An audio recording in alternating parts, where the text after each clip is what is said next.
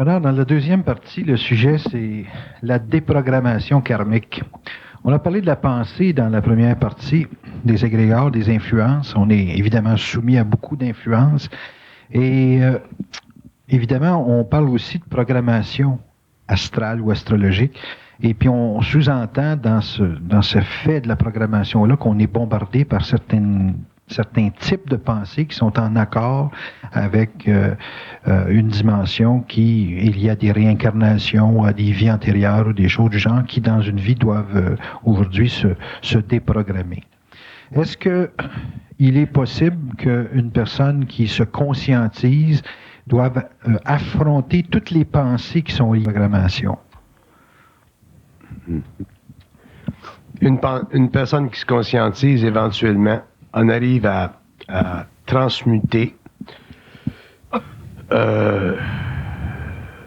tous les aspects de son être qui sont connectés, reliés avec l'expérience de l'âme. L'âme qui est un accumulateur d'expériences, d'impressions, de mémoire. Au cours de l'évolution, lorsque l'homme passe à une évolution de conscience, toute cette énergie-là doit être transmutée et les pensées qui sont les véhicules de l'expérience au niveau psychique, au niveau du mental, sont les substances, les énergies, les formes qui doivent être épurées pour que l'homme puisse briser le pouvoir de son père-esprit sur sa conscience, sur son ego spirituel, pour que la connexion entre l'âme et son esprit intégral se fasse. Donc, ce qui empêche ça, c'est sa pensée, parce que c'est sa pensée qui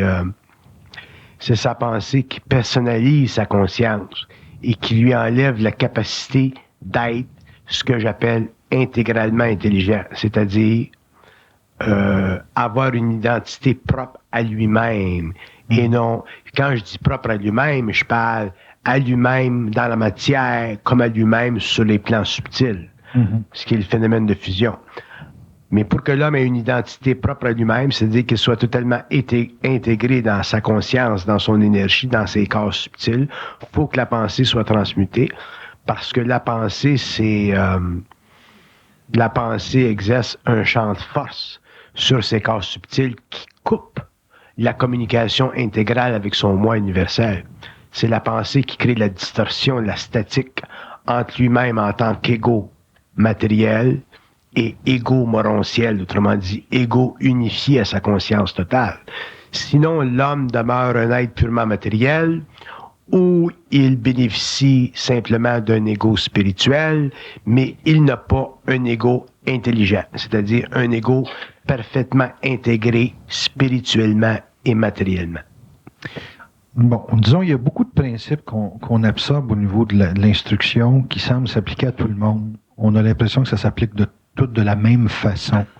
Quand ça atterrit, cette instruction-là, dans une programmation, il y a des particularités dans les caractères, dans les comportements.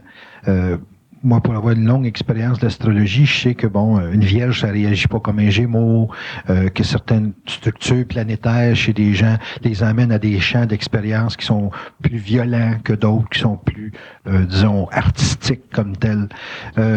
Est-ce que, quand on parle d'instruction puis de dynamique de l'esprit, on peut regarder l'instruction ou le phénomène de pas croire, le phénomène de c'est pas nous autres qui pensent, est-ce qu'on peut le regarder avec le même œil en ayant des programmations différentes? Oui, parce que ce sont des principes universels qui ne sont pas dictés par l'expérience spirituelle ou par l'expérience matérielle, psychologique de l'homme. On ne peut pas, l'instruction ne fait pas partie de la conscience humaine évolutive. L'instruction ne fait pas partie de l'expérience spirituelle de l'homme. L'instruction ne fait pas partie de la conscience psychologique de l'ego. L'instruction, c'est le produit d'une communication intégrale entre un homme en fusion et le plan mental. Donc, l'homme en tant qu'ego ne peut pas ne peut pas travestir l'instruction dans le sens même de la spiritualiser, parce que l'instruction est au-delà de la conscience spirituelle. Elle fait partie du plan mental. Donc, étant universel, c'est-à-dire étant éminemment l'expression d'une science universelle, cosmique, précise, du monde mental, par rapport au monde spirituel, par rapport au monde matériel, cette science-là permet d'unifier les hommes dans un mouvement de conscience, c'est-à-dire dans un mouvement d'intelligence qui s'applique à tous les hommes sur la Terre au cours de l'évolution. On ne peut pas prendre une partie de l'instruction et dire, bon, mais ça, c'est bon pour une catégorie d'hommes, mais c'est pas bon pour une autre catégorie d'hommes. Si l'instruction est une science spirituelle, oui. Si l'instruction est une science matérielle ou psychologique, oui. Mais l'instruction ne s'applique pas simplement à la race blanche, à la race noire, elle s'applique à toutes les races. Elle fait partie d'une descente de lumière suffisamment raffinée pour exiger d'une conscience en évolution, que ce soit sur la Terre ou sur une autre planète, un comportement psychique intégral. Donc, quand vous rencontrez des êtres qui ont un certain niveau de conscience, quelle que soit leur race, leurs origines, leur expérience antérieure, vous vous apercevez toujours qu'ils savent la même chose que vous. Vous vous apercevez toujours qu'ils comprennent la même chose que vous, à différents rythmes, dans différents temps. Mais ultimement, il y a une convergence de conscience individuelle vers un point de rencontre qui fait partie de la conscience vibratoire. Qu'est-ce que c'est la qualité de convergence d'une instruction morontielle ou d'une instruction planétaire? C'est que elle mène éventuellement l'homme à une conscience vibratoire. Quand l'homme a une conscience vibratoire, il n'y a plus de conscience psychologique comme conscience fondamentale. Il n'y a plus de conscience spirituelle comme conscience fondamentale. La conscience vibratoire, c'est la mise en vibration de son rayon. Puis cette mise en vibration du rayon, mais ça c'est universel, ça fait partie des plans cosmiques de sa conscience, comme des plans cosmiques de toute conscience. Puis éventuellement, les hommes s'unifient, non pas idéologiquement ou astrologiquement, mais ils s'unifient vibratoirement. Donc, un signe comme un scorpion, un verseau, un capricorne, même s'ils ont des tendances différentes et des tempéraments différents, les principes de la conscience universelle vont s'appliquer à eux, mais de façon différente, mais toujours dans la même proportion d'état. Une proportion d'état, ça veut dire que éventuellement un Gémeaux, un Capricorne, n'importe quel homme va passer au-delà de la roue astrologique pour rentrer dans une conscience vibratoire. C'est ça, dans le fond, une conscience vibratoire. Une conscience vibratoire, c'est une conscience où les caractéristiques psychologiques du signe n'interfèrent plus avec la lumière. Ce qui n'a jamais pu être fait durant l'évolution, parce que pendant l'évolution, l'homme qui était en évolution de conscience ou à la recherche de quelque chose, de ce qu'il appelait dans le temps la vérité, c'était toujours conditionné à son tempérament astrologique. Alors que dans l'évolution future, l'homme ne sera pas à la recherche de la vérité. Il ne pourra plus d'ailleurs être à la recherche de la vérité. Parce que l'instruction, elle sous-tend la conscience spirituelle, comme elle sous-tend la conscience psychologique de l'ego, donc conscience matérielle, pour la simple raison qu'elle est imbriquée dans le mouvement vibratoire de sa propre lumière. Et c'est ça qui va donner à l'homme une conscience universelle, quelle que soit sa race, sa compétence psychologique, ses caractéristiques astrologiques. C'est ça qui va faire que la conscience universelle, la conscience supramentale, appelez ça comme vous voulez, sera perceptible par des hommes venant de différents coins du monde ou appartenant à différentes races pour créer finalement un bassin de conscience universelle qu'on appellera dans ce temps-là la 6e race racine. Une race très, très différenciée de la 5e race racine, qui était très séparée dans ses convictions puis dans ses perceptions. Autrement dit, l'homme de la 6e race racine va retourner un petit peu plus vers une sorte de... mais beaucoup plus éveillé, mais vers une conscience qui était semblable à celle des Lémuriens, qui ont précédé les Atlantes. Mais cette race-là, elle a été éteinte. Et dans l'évolution de la race racine, de la 6e race racine, l'homme reconnaîtra avec des effluves de cette race-là, mais à des niveaux beaucoup plus avancés, au niveau science, au niveau gouvernement, science de la planète, science des royaumes, science des autres mondes parallèles, puis des autres planètes aussi. Mais ça sera basé sur le développement d'une conscience vibratoire. Puis la conscience vibratoire, ça ne se comprend pas psychologiquement. Un homme qui n'a pas une conscience vibratoire ne peut pas comprendre qu'est-ce que c'est. Donc la conscience vibratoire, c'est le résultat d'une grande et profonde transmutation des forces de l'âme, permettant ainsi la fusion avec l'esprit, donc l'unification avec l'invisible du mental, pour donner à l'homme sur la Terre une pleine maîtrise de ses moyens humains. Mm-hmm. Tant que l'homme n'aura pas pleine maîtrise de ses moyens humains, c'est-à-dire de ses émotions et de son mental, l'homme ne pourra pas avoir sur la Terre une pleine maîtrise de la Terre, de sa vie matérielle. Mm-hmm. Et c'est la conscience vibratoire qui lui donnera ça. Et la conscience vibratoire, ça fait réellement partie du secret occulte de l'homme. Ça fait partie du secret de sa fusion, ça fait partie de l'ascendance de sa conscience sur la conscience des autres races. Un homme qui a une conscience vibratoire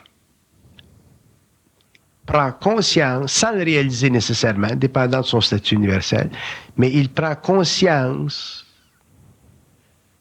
de l'intelligence qu'il avait quand il était sur une autre planète avant son incarnation.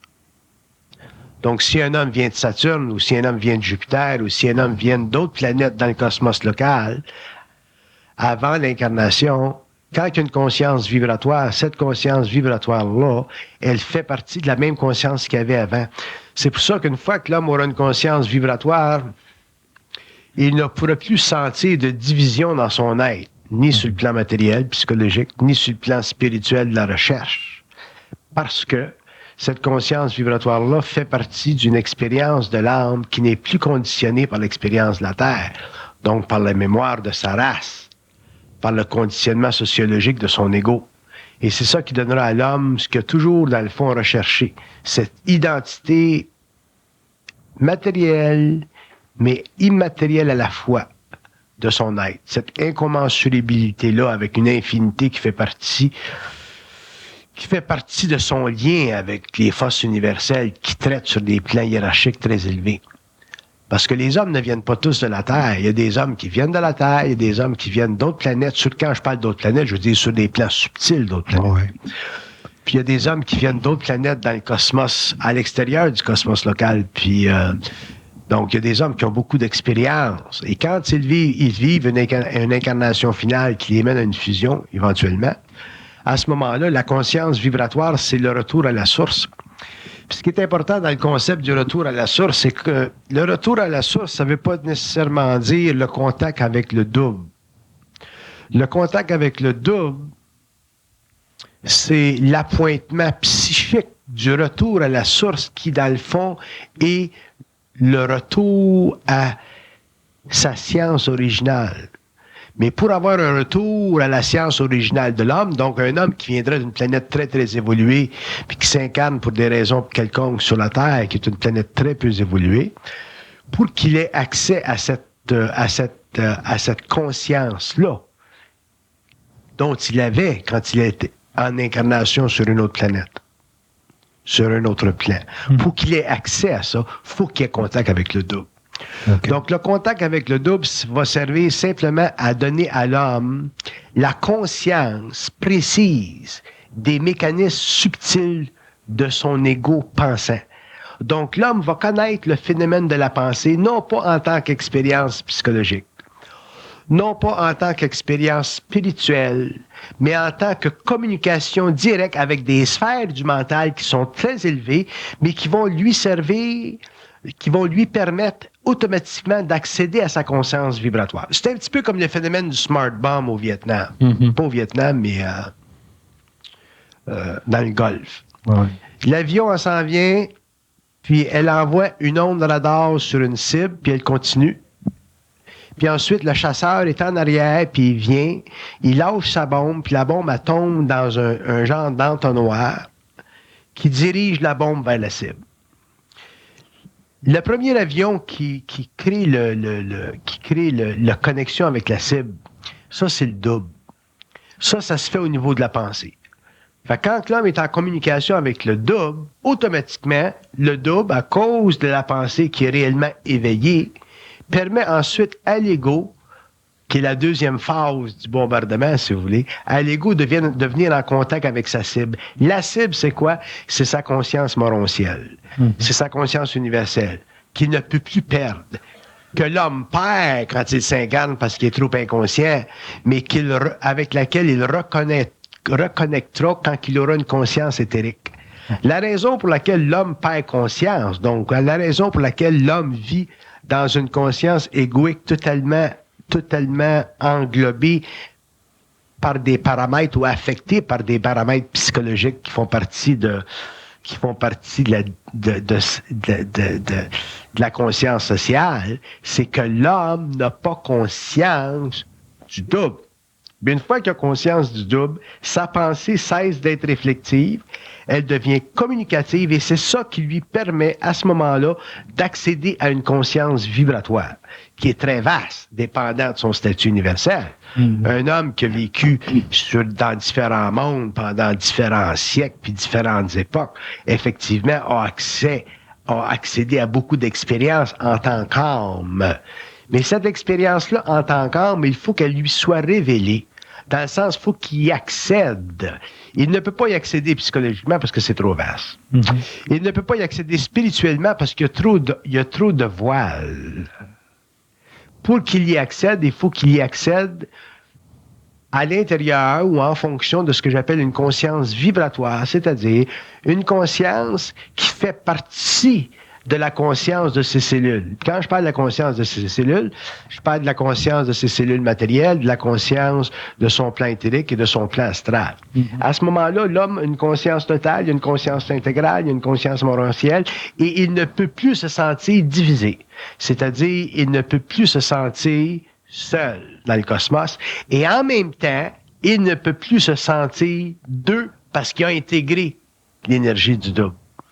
Le problème avec l'évolution spirituelle de l'homme, quel que soit le niveau des hommes qui ont développé énormément dans cette direction, comme Steiner, c'est qu'à un certain moment donné, les mondes spirituels deviennent pour eux trop importants. Ce ne sont pas les mondes spirituels qui sont importants pour l'homme. C'est pas l'homme, c'est pas le plan matériel qui est important pour l'homme. C'est sa conscience morontielle, c'est-à-dire sa conscience vibratoire. Une fois que l'homme a une conscience vibratoire et qu'il expérimente cette conscience-là dans la matière, il est maître de sa vie. Une fois qu'il prend sa conscience vibratoire puis qu'il l'expérience dans les mondes spirituels, il est maître de sa vie, de son expérience dans les mondes spirituels. Mais tant qu'il n'y a pas conscience vibratoire, il va être influencé par des égrégores de vie sur la Terre ou des égrégores de vie dans les mondes spirituels. Donc, qu'on vive des égrégores dans une vie planétaire inconsciente ou qu'on vive des égrégores quand on fait des voyages astraux, c'est la même chose. Puis d'ailleurs, c'est encore plus grave, plus dangereux, à moins d'être très, très lucide comme Steiner l'était. Parce que traiter avec les égrégores sur la Terre, autrement dit, traiter avec l'information sur la Terre, on a quand même des mécanismes psychologiques, on a des façons de se protéger. On a la droiture, on a le mensonge, on a des moyens. Sur les plans spirituels, c'est beaucoup plus difficile. Ça prend beaucoup d'expérience pour pouvoir discerner entre le réel puis le faux. Puis un jour, l'homme découvrira, moi je vous le dis, mais vous ne pouvez pas croire ça, l'homme découvrira que même dans les mondes spirituels, il y a beaucoup d'égrégores polarisés. Donc, même dans le monde spirituel, vous avez le vrai et le faux. Le vrai et le faux spirituel, c'est aussi distrayant pour l'ego que ça l'est sur la Terre, parce que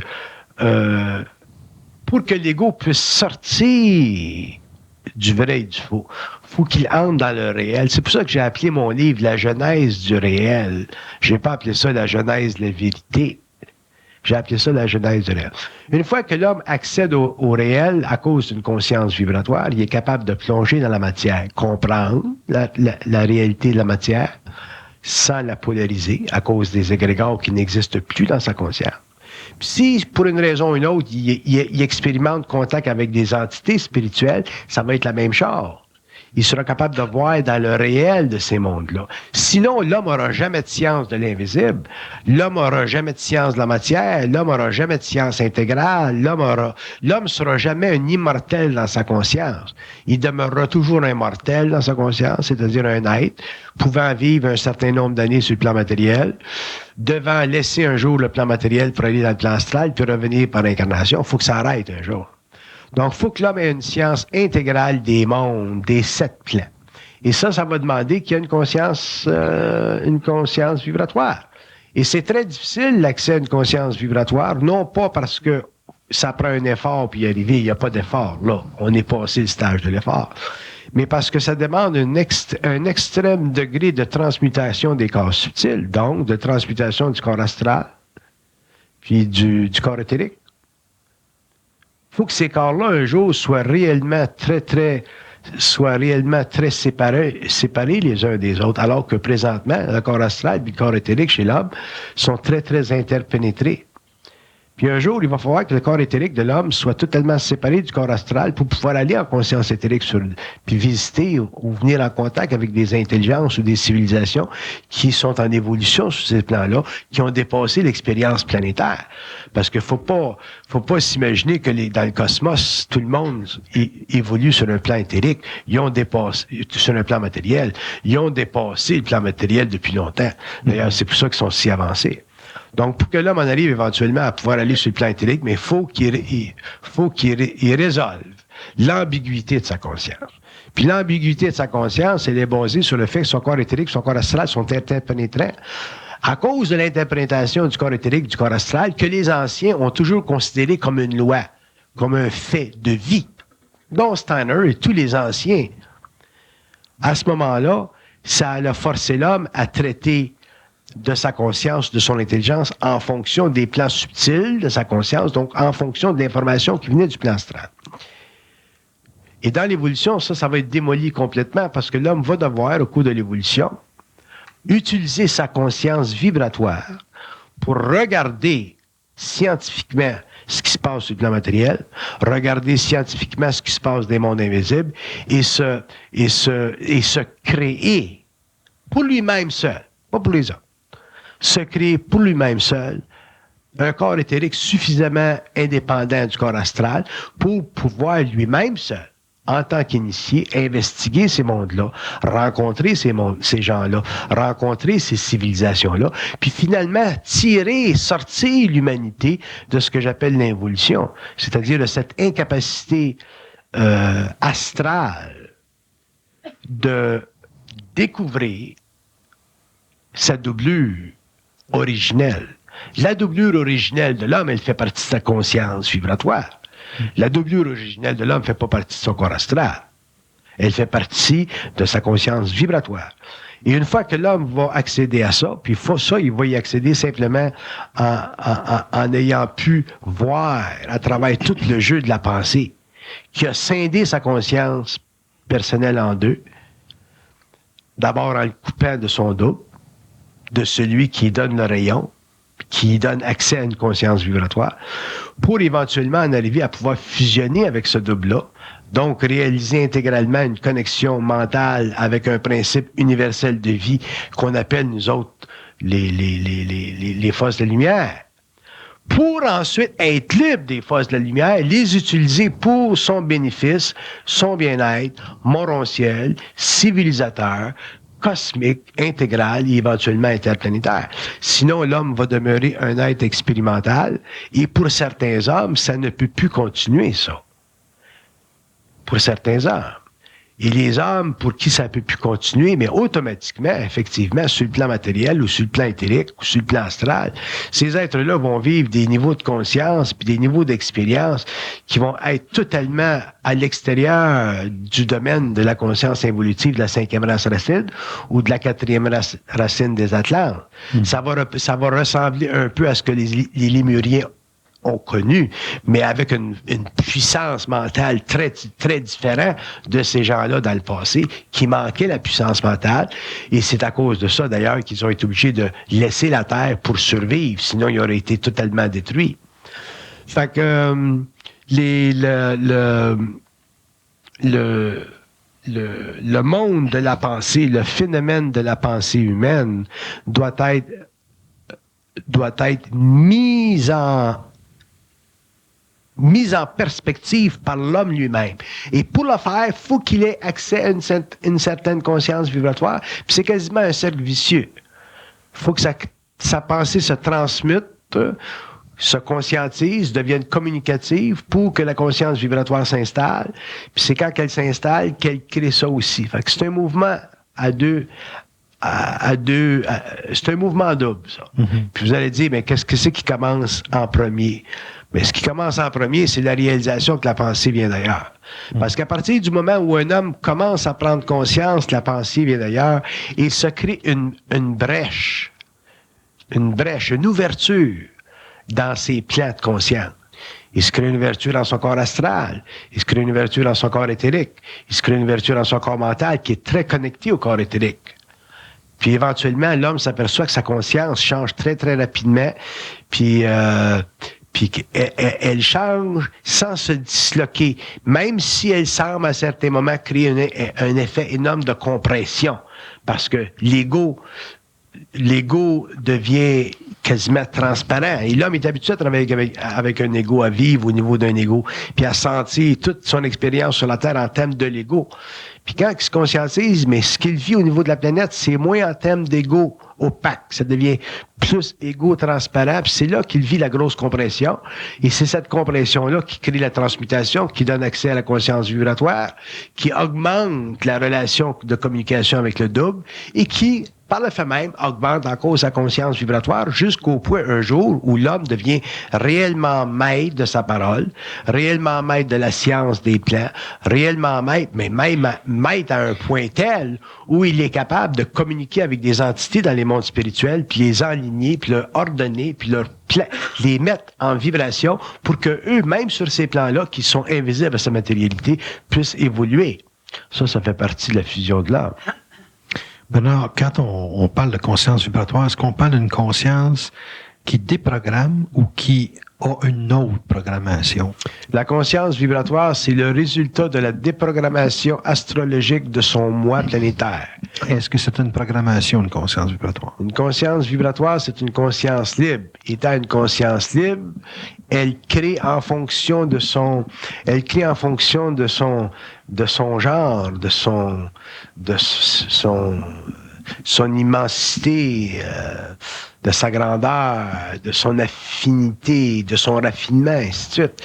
Fait que c'est pas qu'elle crée une programmation, c'est qu'elle est capable de créer, mais à des niveaux qui sont très, très au-delà de la programmation créative de l'involution. Très, très au-delà de la conscience dite créative de l'homme de l'involution. Un homme qui est dans une conscience vibratoire accède ou a accès à tous ses moyens. Tous ses moyens, ça veut dire quoi? Tous ses moyens, ça veut dire tout ce qu'il est. Tout ce qu'il est, ça veut dire quoi? Ça veut dire tout ce qu'il était. Tout ce qu'il était, ça veut dire quoi? Ça veut dire tout ce qu'il a connu comme expérience dans d'autres vies, sur d'autres planètes, dans d'autres mondes, qui aujourd'hui, pour nous autres, sont invisibles, mais qui font partie de ces évolutions antérieures. Donc, c'est une vaste agglomération, accumulation d'expertise dans des mondes universels. Puis ça, il est capable de le ramener dans une incarnation matérielle à cause de la morontialité de sa conscience, du contact avec le double. C'est pour ça que le contact avec le double est important. Il n'est pas important dans le sens technique du terme. Il est important dans le sens vibratoire du terme. Mm-hmm. Est-ce que cette conscience vibratoire-là est-ce qu'elle fait partie d'un plan? La conscience vibratoire fait partie la conscience vibratoire fait partie du plan éthérique de l'homme. Un homme qui a une conscience vibratoire a un corps éthérique en grande activité. Bon, est-ce qu'un plan éthérique, ça a une structure légale, une gestion bien définie de qu'est-ce qu'une chose doit se faire ou aller dans un temps quelconque? Le plan éthérique, c'est un monde. Il y a du monde sur le plan éthérique. Vous savez que... Donc, il y a des règles, on est habitué à penser... On est habitué à penser que le monde, c'est sur le plan matériel. Il faut qu'on arrête ça un jour. C'est maladif, ça. Donc, le plan éthérique, c'est un monde. Comme le plan astral, c'est un monde. Il y a du monde dans le plan astral. Puis à la nature de la vie. La vie, ce n'est pas ce que l'on voit. La mort, ce n'est pas ce que l'on pense. La conscience éthérique, ce n'est pas ce qu'on peut s'imaginer. Mais la conscience intégrale, c'est quelque chose qu'on peut vivre sur le plan matériel, comme on peut le vivre sur le plan astral, puis comme on peut le vivre sur le plan éthérique. Et cette conscience intégrale-là, ça ne se dissocie plus une fois que c'est fait. Mm-hmm. Parce que ça fait partie de la fusion de l'homme, ça fait partie du contact avec sa source. Ça fait partie des mystères de l'homme révélé à lui-même. Un homme qui est en conscience vibratoire n'est plus capable, en tant qu'être, de questionner la réalité. Il est dedans, il l'explique, mais il ne peut plus la questionner, comme l'homme de l'évolution qui était astralement commandé pouvait le faire. La question d'où est-ce qu'on vient, que c'est qu'on fait ici, où est-ce qu'on s'en va, c'est absolument inexistant dans une conscience vibratoire. Parce que l'homme qui a une conscience vibratoire a déjà accès aux réponses universelles, cosmiques, de la réalité. Il est dans la réalité. Il est dans sa réalité, qui est connectée à une plus grande réalité. Donc, les questions philosophiques de l'évolution, autant pour les hommes qui ont vécu des questions philosophiques sur le plan psychologique de l'ego matériel ou les hommes qui ont vécu des questions spirituelles en fonction de l'ego spirituel, ces questions-là ne viennent plus à son esprit parce que il est dans son esprit, il est en relation avec son esprit. Moi, si je veux savoir quelque chose, j'ai qu'à le demander. C'est simple. Fait que si tu veux savoir quelque chose, t'as qu'à le demander, t'as plus de questions, éventuellement, parce que t'as qu'à le parler, puis ça revient à la même affaire. Fait que la question est remplacée par la parole. Un homme conscient a très peu de curiosité par rapport à l'invisible parce que il n'y a plus de réflexion, il n'y a plus d'insécurité au niveau de l'ego. On regarde un homme inconscient, on parle de lui comme quoi il a une destinée. Parce qu'il a des choses à dépasser. Tout ce qu'il a dépassé, c'est lié à sa destinée. Vous parlez de plusieurs plans dans le plan éthérique, là, plusieurs niveaux dans le plan éthérique. Est-ce que dans les terres, est-ce qu'une personne qui passe à un registre éthérique a encore une destinée en relation avec les stages qu'il a à faire là-dedans? Le mot destinée s'applique à la terre. Avoir une destinée, ça veut dire avoir un rendez-vous avec le karma. C'est ça, avoir une destinée. Oui, c'est ça. Quand tu as une destinée, tu as un rendez-vous avec ton karma. Quand tu n'as plus de karma, tu n'as plus de destinée. Tu es simplement en évolution rapide vers des domaines d'expérience très vastes. Moi, j'ai pas de destinée sur la Terre. Ça n'a pas de résonance dans mon mental d'avoir une destinée. Si j'étais inconscient, mais là, je pourrais dire j'ai une destinée. J'ai destinée d'être un maître, ou j'ai destinée d'être un ingénieur, ou d'être un politicien, ou un homme d'affaires, ou un grand meneur d'âme. Mais dans une conscience vibratoire, tu peux pas avoir de conscience de destinée. Parce que, pour 3 raisons. Premièrement, parce que tu as le pouvoir de former et de formuler ta vie comme tu veux. Un homme qui est conscient, il se fait pas charrier à gauche pas à droite par la programmation karmique, il n'y en a plus de karma. Donc, automatiquement, il moule sa propre vie comme il veut. Là, vous allez dire, mais il moule sa vie avec ce qu'il a. Il moule sa vie en fonction de sa conscience vibratoire. Qui lui établit une fonction. Sa conscience vibratoire qui lui donne un pouvoir créatif à la mesure de son émancipation, de son développement, de son expérience antérieure. Puis troisièmement, il n'y a pas de destinée parce que avoir une destinée, ça veut dire être obligé de remplir un rôle. Un homme inconscient est obligé de remplir un rôle parce qu'il y a une conscience astrale qui le programme à cause du karma de l'évolution et de l'incarnation. Tandis qu'un homme conscient, il ne remplit pas de rôle. Mais il reste, en tant qu'égo. Il reste responsable. Il va laisser des traces de break. C'est évident. Il va laisser des traces de break. Mais il ne remplit pas de rôle. La conscience de remplir un rôle, la conscience de remplir un rôle, ou le désir, ou le vouloir, ou la perception de remplir un rôle, ça fait partie d'un appétit de l'ego spirituel. Un homme conscient, il est intéressé qu'une chose sur la Terre, sur le plan matériel, ou sur le plan éthérique, ou sur le plan astral. C'est de jamais se faire chier par les forces de vie en évolution sur le plan physique, sur le plan astral ou sur le plan éthérique. Une fois que tu es capable de ne plus te faire chier, excusez l'expression, mais c'est la meilleure, fait que je peux pas en prendre d'autres. Une fois que l'homme ne peut plus se faire manipuler par des égrégores de vie sur le plan matériel, sur le plan éthérique ou sur le plan astral, à ce moment-là, il est libre. C'est-à-dire qu'il a la capacité de faire ce qu'il veut en fonction de faire ce qu'il peut en fonction du taux vibratoire qu'il a dans sa conscience, dans sa conscience morontielle. Ça, c'est la liberté de l'homme. Si vous voulez appeler ça une destinée, c'est une destinée universelle. Mais c'est pas une destinée planétaire. Il ne subit pas. Il ne subit plus. Parce que le concept de destin est associé à une forme de soumission, tandis que vous parlez d'une lucidité. Ouais. Autrement dit, moi, si j'avais un contact demain matin en me levant, puis ça me disait, bon, mais là, tu prends l'avion, tu t'en vas en France. Vous pouvez couper ça. Vous pouvez imaginer ce que je leur dirais. Fait que, tu sais, parce que je vis pas de conscience, je vis pas dans un ego spirituel, je vis pas dans un ego psychologique. Je vis dans un ego, j'ai un ego transparent, donc je vis dans une conscience vibratoire. Fait qu'automatiquement, je la VRS, la game dans cette question-là. C'est pour ça que je dis qu'un homme conscient n'a plus de destinée. Une destinée, c'est une imposition. Que ce soit une grande destinée, une petite destinée, c'est tout une imposition. Moi, je vous pose cette question-là parce que vous nous avez souvent parlé que dans la fusion, vous n'aviez pas vraiment le contrôle sur votre corps, sur vos actes. On vous disait où aller, on vous disait quoi faire. Et puis, dans une destinée, c'est moins apparent, c'est plus abstrait, disons, mais c'est un petit peu ça qui se passe. Ben, c'est pas juste un petit peu, c'est comme ça que ça se passe. Puis vous, ben, vous avez, semble-t-il, cassé l'influence de ces forces-là. Mais vous avez été quand même, entre guillemets, stylé par ces forces-là pour devenir ce que vous êtes. Mais c'est normal, parce qu'on peut pas... L'homme ne peut pas venir en contact avec ces forces-là totalement sien. Tu peux pas aller à l'université puis rentrer dans le calcul intégral tout de suite. Il faut que tu passes par l'arithmétique. Fait qu'eux autres, ils te font passer par l'arithmétique, puis ils te montrent, puis finalement, quand tu arrives à l'université, rendu au niveau de la maîtrise puis du doctorat, tu es capable de prendre des décisions toi-même. Ta thèse, c'est toi qui l'écris.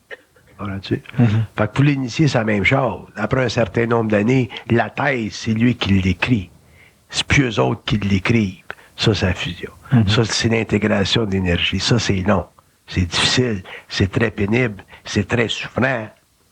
Mais une fois que c'est fait par l'homme, à ce moment-là, ben, les hommes peuvent en bénéficier parce que l'expérience, puis tout l'immense savoir qui était développé, qui était perçu dans cette souffrance-là, bon, ça sert à l'humanité. Mais ça nécessite, le contact avec ces plans-là nécessite une expérience, un apprenticeship. On devient apprenti. Parce que, oubliez pas une chose, que quand l'homme vient en contact avec des forces comme ça, il n'est pas équipé psychologiquement et spirituellement pour traiter avec leur réalité. Parce qu'on a de la mémoire. Premièrement, on les aime. On les aime. Puis, autant on les a aimés au début, qui fait partie de l'ego spirituel, c'est normal de les aimer. Ton double, c'est ta source, on les aime. Puis, on les aime pourquoi? Parce que dans l'évolution, ces grands êtres-là, ils ont été associés avec des niveaux de hiérarchie qui symboliquement représentait pour l'homme le sacré. Effectivement. Mais quand ils te font chier pendant 14 ans, tu les aimes plus. Effectivement. Puis ils peuvent pas te dire de ne pas les aimer. Fait qu'ils vont te faire passer dans un petit trou pour que toi-même, tu en arrives à être assez intelligent pour pas les aimer, dans le sens spirituel du terme. Mm-hmm. Mais quand même qui te dirait, ben aime-moi pas, tu vas les aimer pareil. Encore plus. Tu sais? C'est comme une femme, c'est comme un gars qui dit à son mari, un homme qui dit à sa femme, aime-moi pas, ou à sa blonde, aime-moi pas trop, là. Mais c'est évident qu'on va l'aimer plus. Tu comprends? C'est la même chose avec eux autres. Fait que là, ce que j'appelle l'initiation, c'est qu'ils te font passer des petits trous. Avec un initié, c'est facile parce qu'ils ont contrôle de tous ses plans, astral, éthérique, puis physique. Mais un jour, l'initié, éventuellement, il casse ça. Une fois qu'il a cassé ça, il a intégré leur énergie. Puis là, ils vont dire, c'est ça qu'il fallait que tu fasses. Après. Pas avant. C'est évident. Parce qu'avant, ça leur a rien fait. Mais après, quand t'en as bavé, puis t'en as bavé avec eux autres, comme ils peuvent faire baver un initié, il n'y a pas d'être sur une planète qui souffre plus qu'un initié avec eux autres.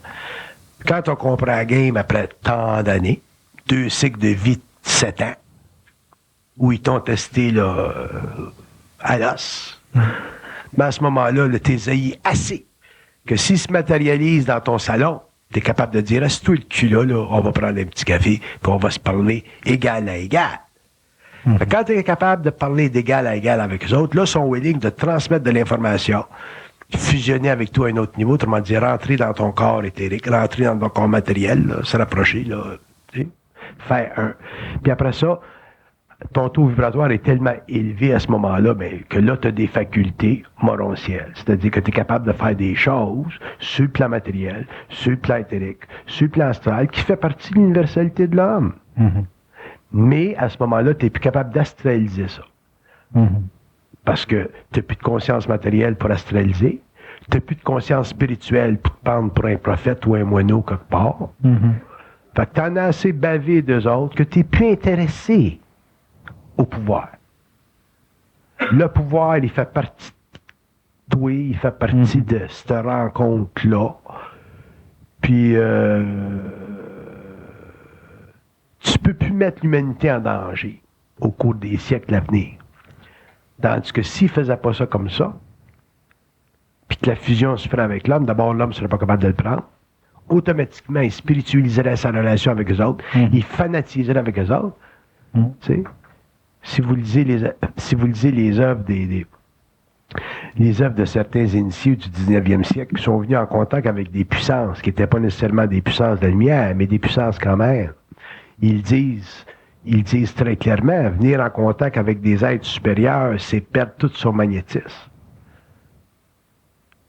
Tu perds tout ton magnétisme, tu deviens malade, tu peux vomir pendant 3 jours de temps.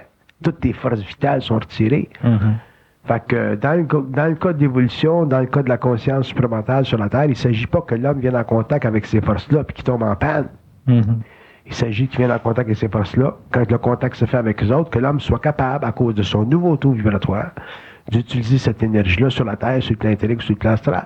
C'est ça qui va créer les fondations d'une nouvelle civilisation. Bernard, vous nous avertissez, dans un sens, que la haine des forces, c'est quasiment un passage inévitable. Vous n'avez pas été averti de ça. Vous avez été obligé de le savoir dans votre propre expérience de vie. Vous nous le dites avant. Est-ce qu'on va pouvoir échapper ou s'il va falloir haïr de la même façon? Tout le monde va pas ça là. Ouais. Il n'y a personne qui va se conscientiser, qui ne va pas en arriver à haïr les forces. D'ailleurs, c'est la mesure. Oubliez pas une chose, hein, que je ne fais pas partie de l'évolution. Ça veut dire que tout ce que je vous dis aujourd'hui, à la fin du 20e siècle, c'est... Est-ce qu'on va avoir à vivre pendant 2000 ans? C'est en opposition avec ce qu'on a su. OK. Puis, l'idée là, de savoir que l'homme conscient apprendra par lui-même, à travers son initiation solaire, à haïr les forces. Ça veut dire que l'homme aura dépassé sa nature matérielle, aura dépassé sa nature spirituelle, puis rentrera dans une nature consciente, universelle. Et pour ça, il sera obligé d'haïr les forces. Et tous les gens que je connais qui ont atteint un certain niveau d'évolution haïssent les forces un petit peu. Un petit peu Ceux qui aiment les forces sont réellement flyés. Puis ils vont se déflyer avec le temps. Ça peut prendre 5 ans, ça peut prendre 10 ans. Mais l'homme conscient qui va aller vers une grande intégration de son énergie va haïr les forces. Si vous me demandiez qu'est-ce que c'est l'équivalent cosmique évolutif de la haine des forces, c'est l'équivalent cosmique évolutif de l'amour des forces. L'amour des forces va créer des religions. La haine des forces créera la science. Intéressant. Fait qu'autant qu'il y a eu de religion puis de fanatisme face à des concepts de Dieu, autant il y aura de science. Il y aura de science. Mais pour avoir de la science, il faut haïr les forces. Tu ne peux pas aimer ces êtres-là. Ce sont des êtres qui sont prépersonnels. Puis la seule raison qu'on les aime, puis que d'ailleurs, c'est difficile au début pour nous autres de les haïr. On dirait que ça va contre notre nature, parce qu'on est des êtres involutifs. On a techniquement des égos spirituels. Quand un homme est allé à l'église pendant toute sa vie, ou que tu as des races qui sont allés, qui ont été en adoration vis-à-vis sacré pendant des siècles, haïr les forces, c'est quasiment anathème, c'est quasiment anticonstitutionnel. Puis vous n'avez pas de choix. Vous n'avez pas de choix. Que vous veniez des Indes ou que vous veniez de l'Orient, vous haïrez les forces occultes de la conscience. Pour arriver à faire la différence entre haïr quelqu'un et haïr les forces. Haïr les forces, c'est absolu. Haïr quelqu'un, c'est de la stupidité. C'est relatif à notre psychologie. Là. Bon, haïr l'homme, c'est un manque de conscience. C'est les forces que l'homme doit haïr. Quand l'homme haïra les forces, il aimera beaucoup l'homme. La raison pour laquelle les hommes haïssent les hommes, c'est parce qu'ils sont trop en amour avec les forces. Ah, c'est bon, ça. C'est comme si on est renversé dans notre attention vers l'autre. Ouais. Quand l'homme haïra les forces, grandement, il aimera l'homme énormément. Parce qu'on va savoir la manipulation que l'homme subit. Parce que vous allez savoir la manipulation que vous subissez quand vous haïssez l'homme. Ouais, quand on haït l'homme, dans le sens psychologique du terme, souvent, c'est parce qu'on n'a pas une vision de sa manipulation par rapport à nous autres. Donc aussi de sa fonction. Vous ne voyez pas la manipulation en vous. Ouais. Et si vous la voyez, cette manipulation en vous, ce qui sera le cas chez l'homme nouveau, là, vous haïriez les forces pour vous faire vibrer de même négativement par rapport à l'homme. L'amour doit être utile. D'ailleurs, ça sera compris dans l'évolution, ça. Le seul reproche que je dirige vers les concepts spirituels de l'évolution, qui ont été très nécessaires pendant l'évolution, c'est que, parce que l'homme n'était pas prêt pour ces choses-là, c'est que on n'a jamais été expliqué que aimer les forces, c'est automatiquement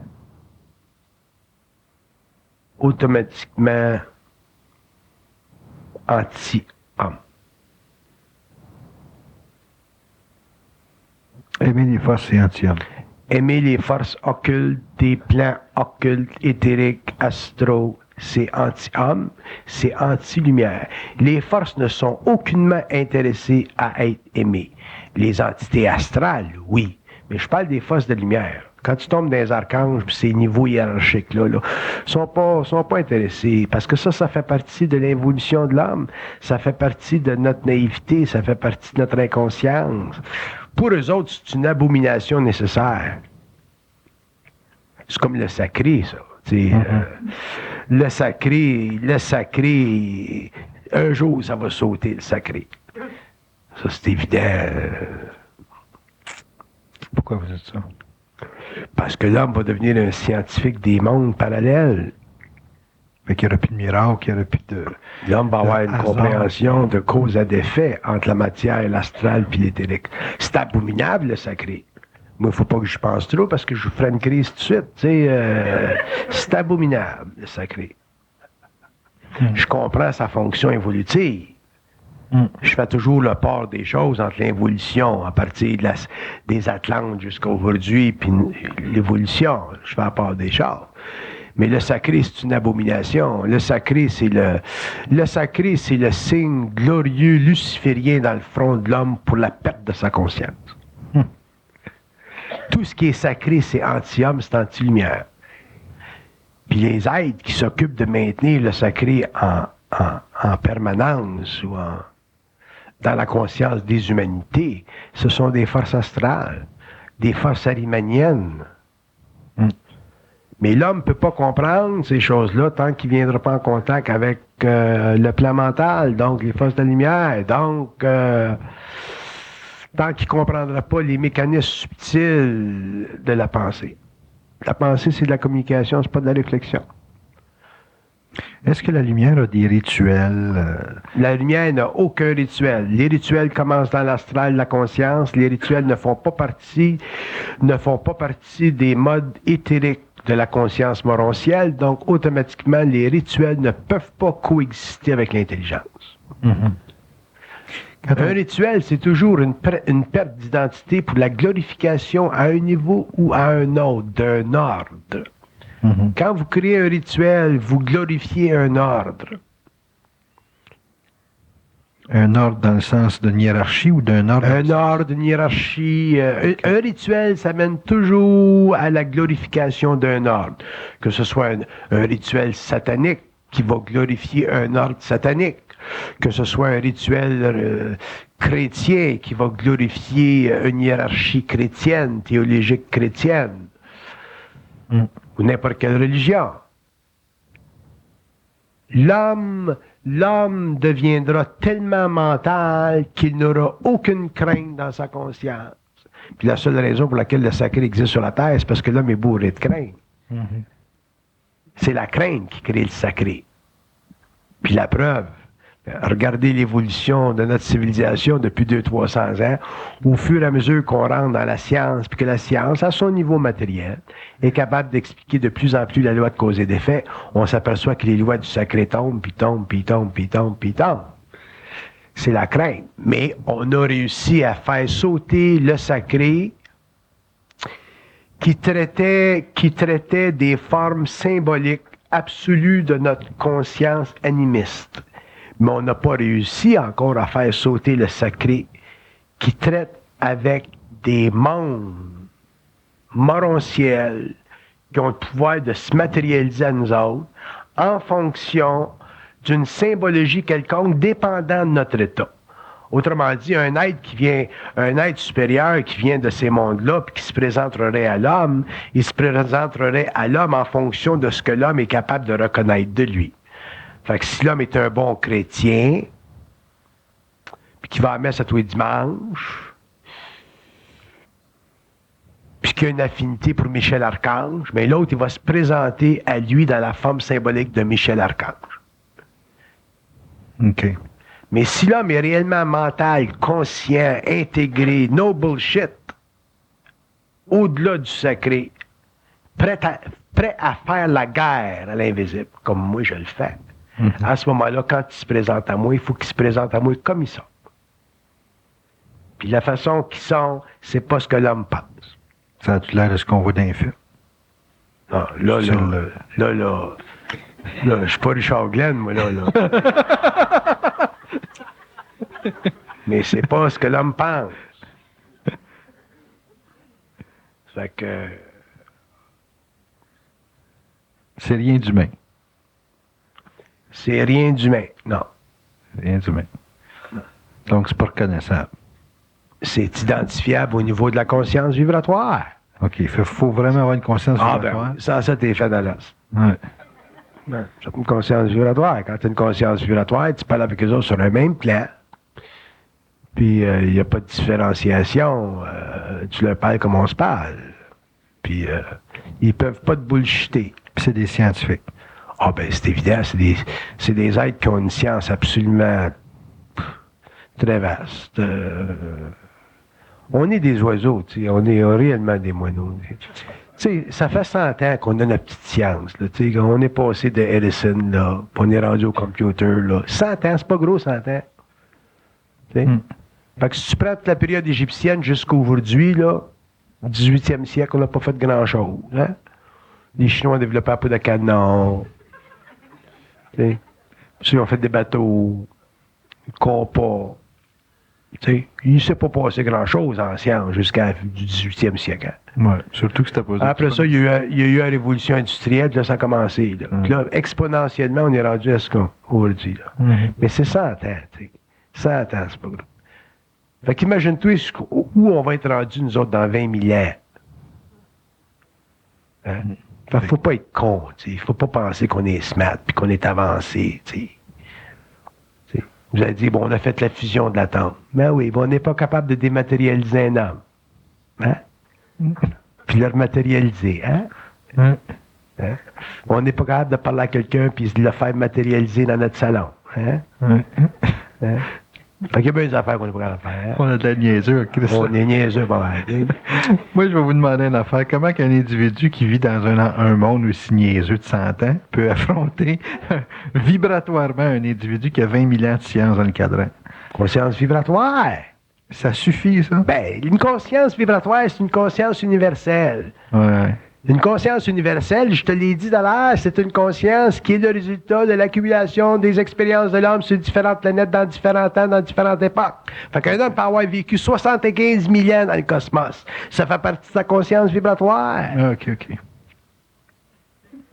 Fait que quand tu as vécu 75 000 ans, puis tu as une conscience vibratoire, puis tu rencontres quelqu'un dans ton salon, mais tu as encore ta conscience vibratoire, tu es capable de parler de ce qui se passe dans les autres mondes, ça fait partie de ta conscience vibratoire. Fait que si tu es un grand scientiste quand tu étais là-bas, puis tu t'es incarné, tu es devenu petit cul-cite, mais tu as pris conscience vibratoire, tu es encore au même niveau. C'est pas ton corps puis ton zizi qui fait la différence. Je l'avais oublié.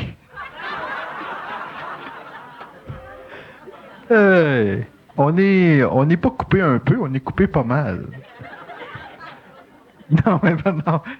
Tu sais, la science infuse, quand on pense que ça vient des autres, quand on se rend compte que c'est notre...